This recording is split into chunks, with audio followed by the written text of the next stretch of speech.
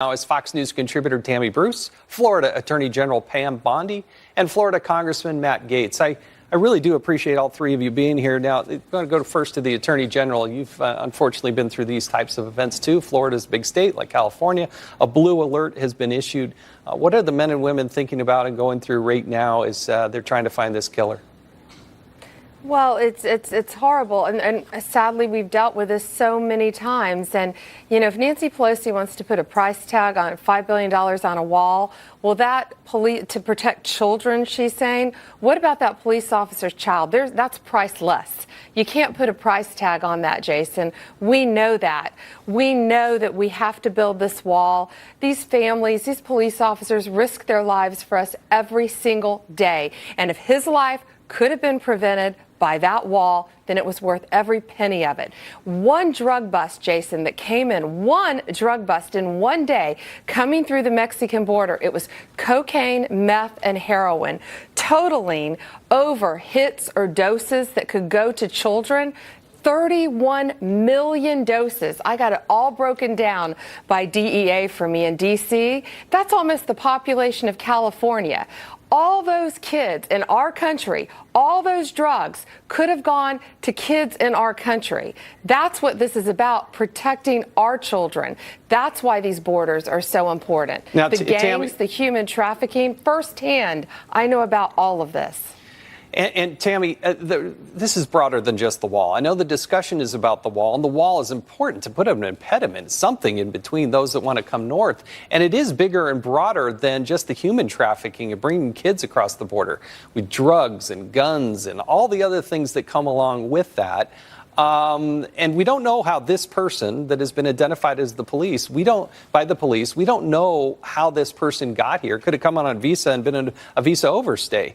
But there's still this need to build the wall and create an impediment, correct? Well, there's the literalness of that, of course, Jason, but there's also the psychology of it. Is the statement to individuals like this criminal who thought he would just come over, the individuals, the Brazilian murderers who the ICE has caught in the last few weeks, who they had to send back to Brazil.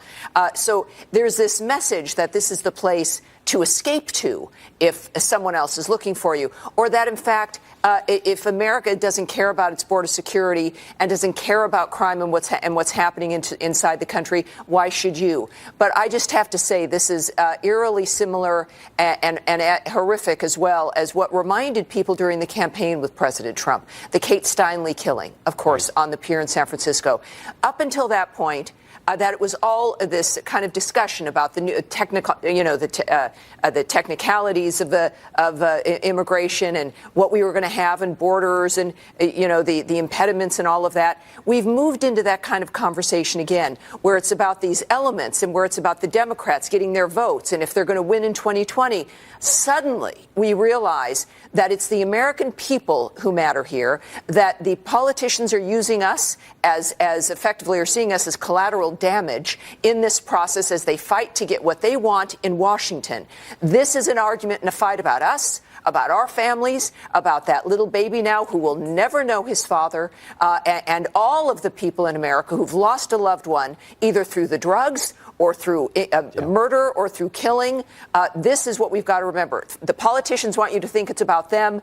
It is about us, and this is what the president's committed to. It's our lives and our future. Now, Congressman, I had the pleasure and honor of serving with you in the 115th Congress, but the Democrats say they're for border security. I, for the life of me, can't figure out what they think is border security when they want to promote sanctuary cities and abolish ICE, and they aren't supporting of the wall, and they call the wall immoral. I don't know what they think border security actually is. But there's a lot of other things. They suddenly want to have a hearing, and I actually think there should be an Inspector General report of the child that was in now two children that were in the custody of Customs and Border Patrol. I do think there should be an investigation of that. But what about these killings? Do you think they're going to do some investigations of those? Well, it is always a tragedy when a child dies, and obviously we're going to look into that. But my goodness, if you did what the left wanted, you'd get rid of the borders, abolish ICE, have every community as a sanctuary city, and then at the end of the day, you'd provide endless medical care better than the veterans are getting in my district and in my own community. I mean, and you look at the challenges that Attorney General Bondi laid out that are before our law enforcement officials. I mean, Jason, they've already got to fight against American murderers. They should not also have to fight against murderers from around the world that are dumped here because of our porous border.